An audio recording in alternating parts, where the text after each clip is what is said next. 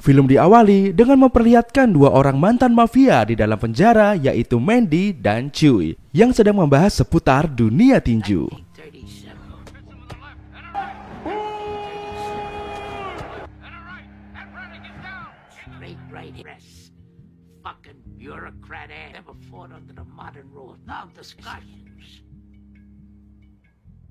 Scene pun berganti, yang mana kali ini memperlihatkan pertarungan tinju di sebuah lapas. Setiap peserta tinju mewakili lapas mereka masing-masing dari daerah yang berbeda.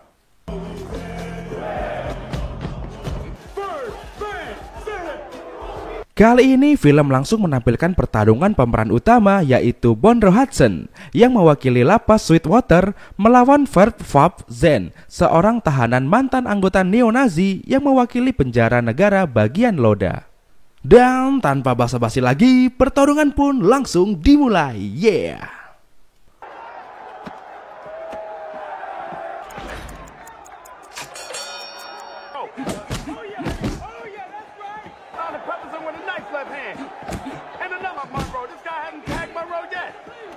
Belum setengah babak, Zandt mampu dibuat ambruk.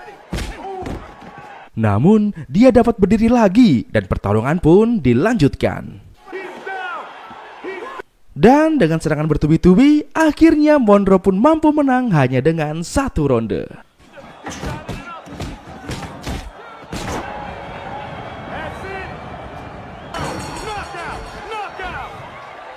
Setelah pertandingan, sang komentator menyampaikan bahwa sebentar lagi penjara mereka, yaitu Sweetwater, akan kedatangan seorang tahanan baru yang merupakan juara tinju kelas berat dunia yang baru saja tersandung kasus pemerkodotan.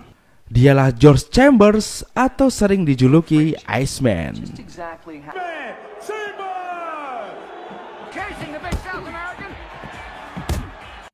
Dan benar saja, keesokan harinya Iceman pun datang dengan sebuah helikopter karena dia merupakan tahanan VIP.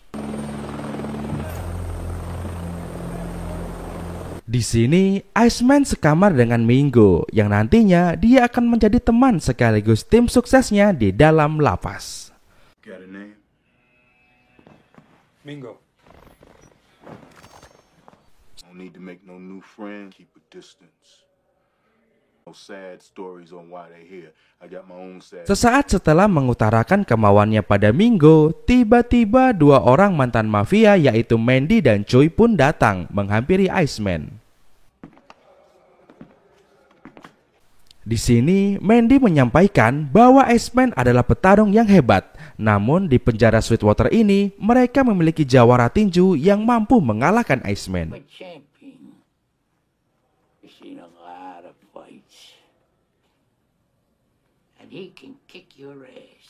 Iceman yang tak terima pun mencari tahu siapa orang itu, dan Chewie memberitahu bahwa orang itu adalah Monroe Hudson.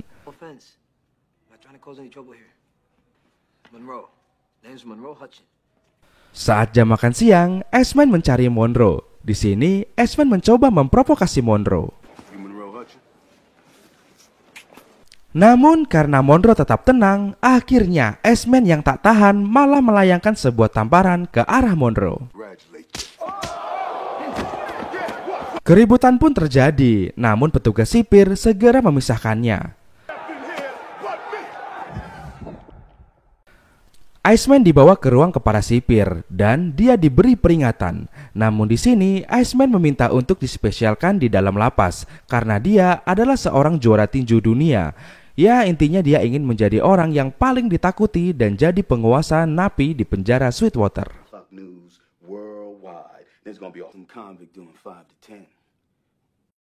Sementara itu, Monroe yang tidak bersalah malah mendapat hukuman. Dia dipindahkan ke ruang tunggal Blok D.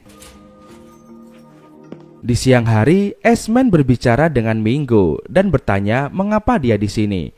Namun Mingo menjelaskan bahwa pertanyaan mengapa dia di sini adalah sebuah pertanyaan yang kasar yang melanggar kode etik sesama penghuni penjara.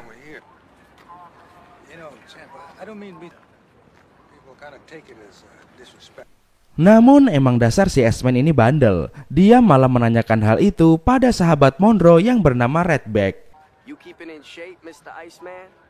Dan ujung-ujungnya si Iceman malah menantang Redback untuk memukul dirinya. You wanna hit me? Punch people. When you're a kid or... Awalnya Redback tidak mau, namun karena Iceman terus merayu dan memaksanya, akhirnya Redback pun melayangkan pukulan seperti ini. Redback pun merasa senang dan bangga karena bisa memukul sang juara tinju dunia. Namun kebanggaan itu hilang ketika Iceman membalas pukulannya seperti ini. Di sini, Iceman juga mengikrarkan bahwa hanya ada satu jawara champion di sini. Dia bukanlah napi pecundang seperti Monroe, melainkan juara dunia real kelas berat yaitu Iceman. Sementara itu, di dalam kurungan, Monroe dihampiri oleh petugas administrasi umum yaitu Darlene Early. Dia ingin membicarakan rencana pemindahan Monroe ke penjara Folsom. Namun Monroe hanya menanggapi semua pertanyaan Darlene sambil terus membuat sebuah karya seni dari tusuk gigi. Wow, santuy sekali si Mas Bro ini ya.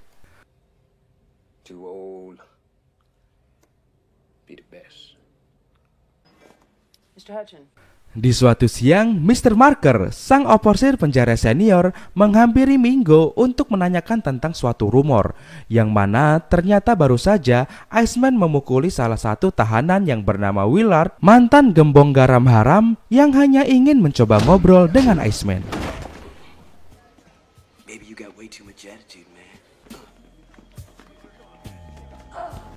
Sementara itu, di dalam tahanannya, Monroe masih terus menikmati kegiatan karya seni tusuk giginya sambil sesekali dia mengingat masa lalunya, yang mana ternyata dulunya dia adalah seorang petinju kelas berat juga yang berasal dari kota Oakland.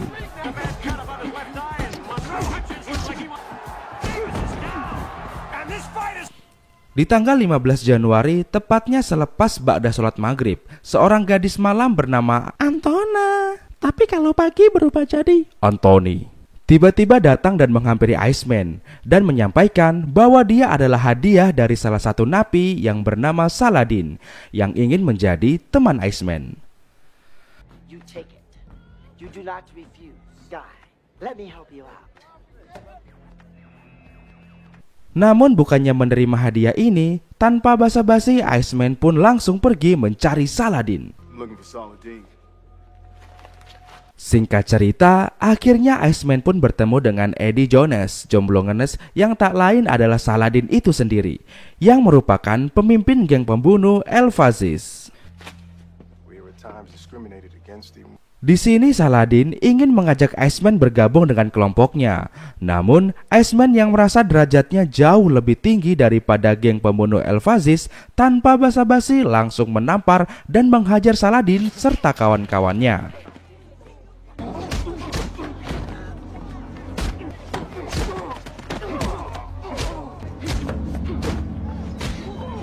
Dan ujung-ujungnya Iceman pun dipanggil ke para sipir yang kecewa pada Iceman karena baru 10 minggu masuk penjara, tapi dia sudah membuat 3 insiden dan menyebabkan 5 orang masuk rumah sakit.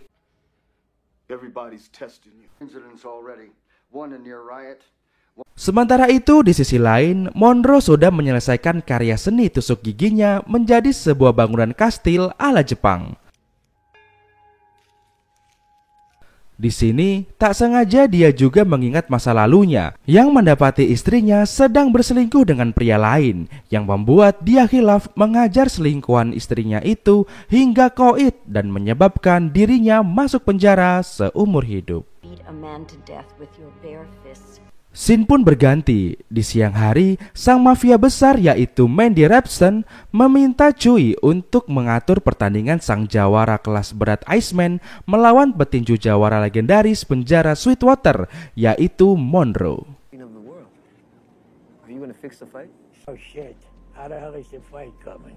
Cui pun segera mengabarkan keinginan Mandy tersebut pada kolega mafia lainnya yang berada di luar penjara.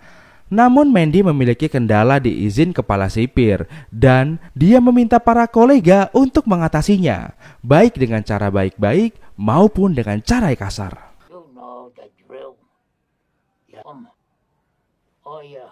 Singkatnya, karena merasa hidupnya sangat terancam oleh mafia, akhirnya kepala sipir pun mengizinkannya dengan syarat pertarungan itu harus diadakan saat dia sedang liburan, tidak boleh direkam, juga disorot media, dan semua harus selesai berjalan normal ketika dia sudah kembali dari liburannya. Damned enterprise finished. Yes. Leaving no.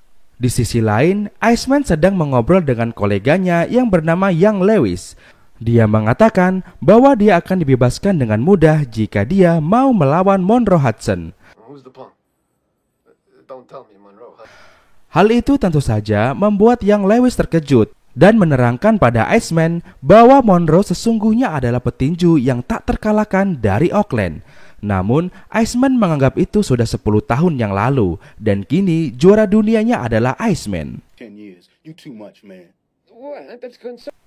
Di sini, Lewis menasihati agar Iceman berhati-hati melawan Monroe.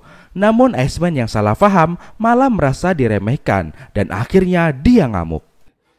He was a real prospect, man. He's a full load. Di sisi lain, Monroe sedang bernegosiasi pembagian keuntungan dengan Mandy jika dia menang dalam laga ini, karena dia harus menghidupi 3 anaknya dan saudaranya yang menganggur di luar sana. She got 3 kids, no job, no skills, no husband. I could send her the money. Hingga akhirnya mereka mendapatkan kesepakatan 60% untuk Mandy dan 40% untuk Monroe. Everything we win, you're gonna get 30%.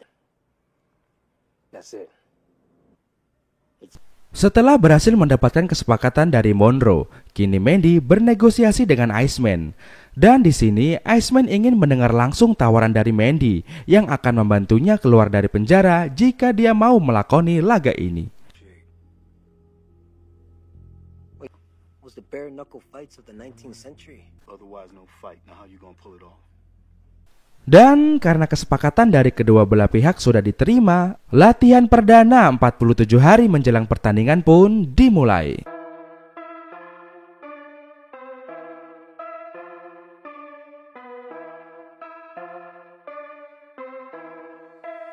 Hingga di 24 hari sebelum pertandingan, saat sedang mandi malam, tiba-tiba Iceman pun datang menjumpai Monroe. Di sini, Iceman kembali mencoba memprovokasi Monroe dengan menegaskan bahwa dia adalah juara dunia. You're gonna get your chance. Oh, you believe that? You're dumb enough to fall for that twice, huh? Well, you got... Namun Monroe tidak terprovokasi. Malah, Iceman yang emosi mendengar jawaban Monroe dan Iceman pun memilih pergi. Di 16 hari sebelum pertarungan, saat jam makan siang, para napi yang sudah geram dengan Iceman tiba-tiba bersatu dan mencoba memprovokasi Iceman dengan mengetuk alat makan mereka ke arah meja makan. Dan tak hanya sampai di situ, bahkan para napi dengan kompak ingin ramai-ramai mengeroyok Iceman.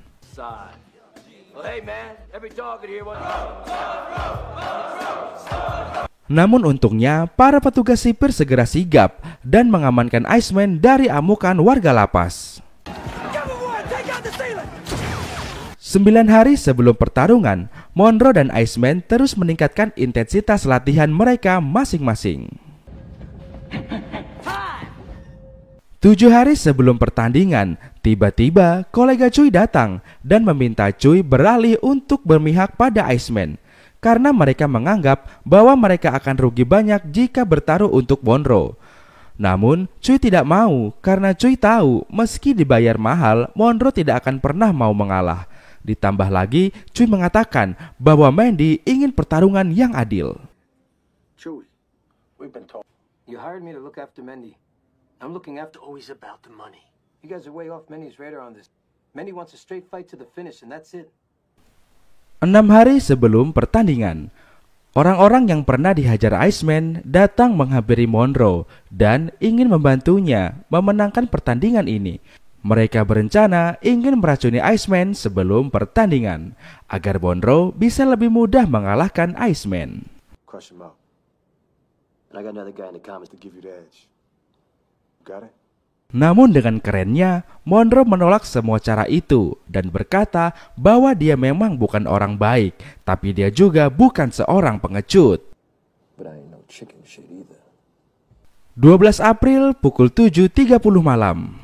Akhirnya malam pertandingan yang kita nanti-nantikan pun tiba. If all y'all are ready over there, let's start.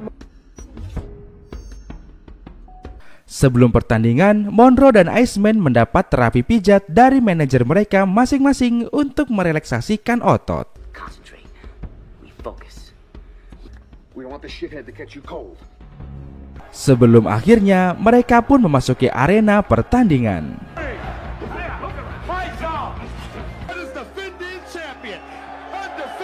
Disaksikan oleh sekitar 700 tahanan dan beberapa mafia besar, ronde pertama pun dimulai.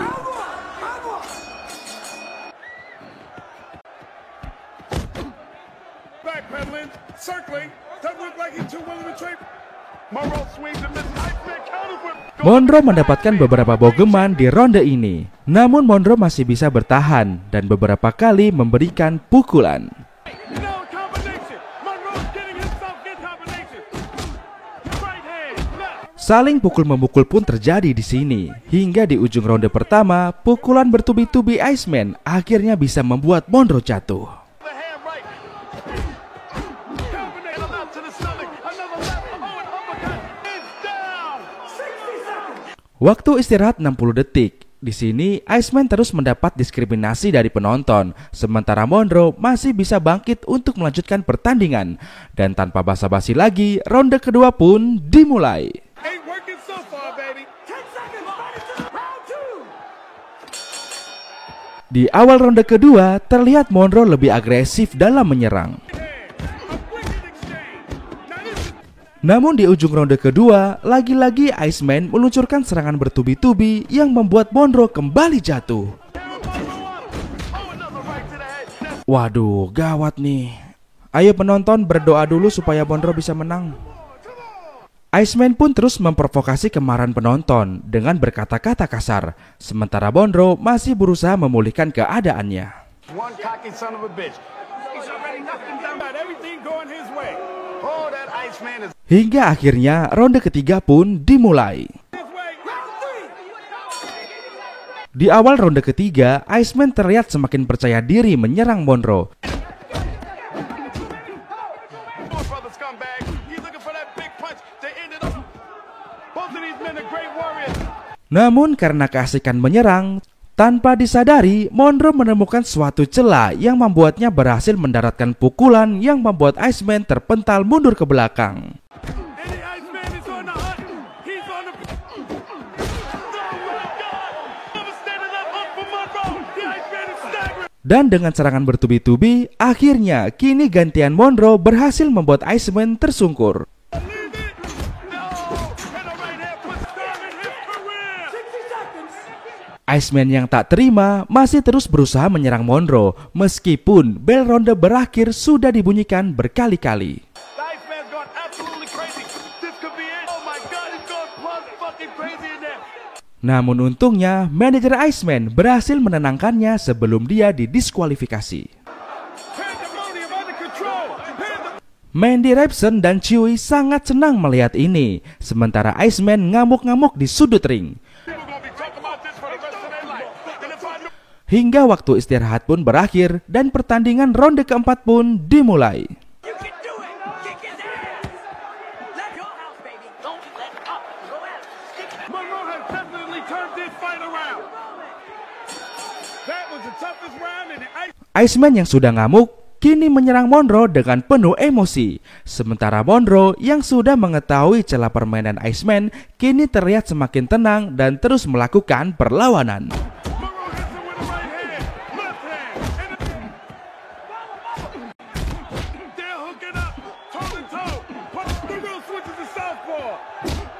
Another right hand, and the Iceman is forced to clinch. He must come out strong. He must get back in this fight. Hingga akhirnya serangan Monroe berhasil membuat Iceman tertatih-tatih kesakitan. Dan dengan serangan akhir bertubi-tubi dengan pukulan sekuat tenaga, akhirnya kembali Iceman berhasil dibuat tumbang.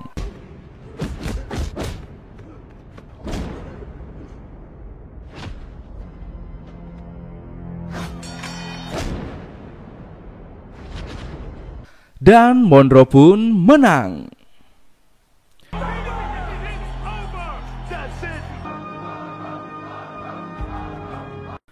Disinilah Mandy menjelaskan pada Cui tentang sisi keindahan tinju.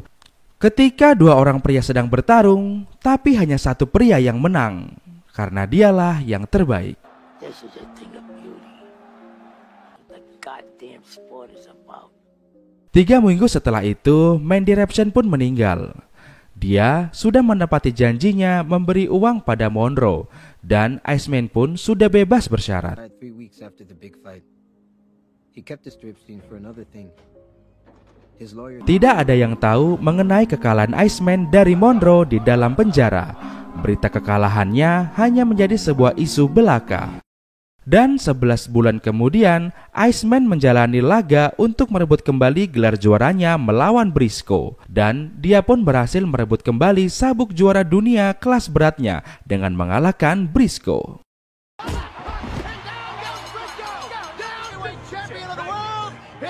Pertandingan itu disaksikan oleh para napi di penjara Sweetwater, dan mereka hanya menertawakan kemenangan dan gelar juara yang diberikan dunia pada Iceman. Monroe! He's the heavyweight champ of the whole world! Iceman won! Guess what, cat? Undisputed! Karena mereka tahu sang juara sejati sesungguhnya adalah jawara mereka, yaitu Monroe Hudson. Dialah sang undisputed.